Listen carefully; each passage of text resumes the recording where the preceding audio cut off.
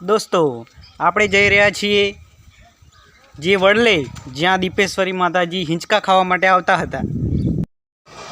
આ ભાઈ આપણને ત્યાં લઈ જઈ રહ્યા છે।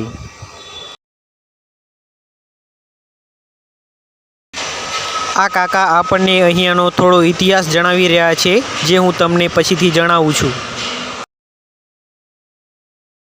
માતાજી અને આ જે વડલો કે છે આ વડલો છે જે હા રે આજુનો બરોબર આજુનો વડલો એમ ને? હા એટલે અહીંયા પડી ગયા હતા। હા અમારે પડી ગયા હતા। એ ફૂલનો ધરો બની ગયો, ફૂલનો ધરો બની ગયો। અને આ નદી છે, આ નદી છે, અહીંયા નદી છે, આ નદી છે બરોબર।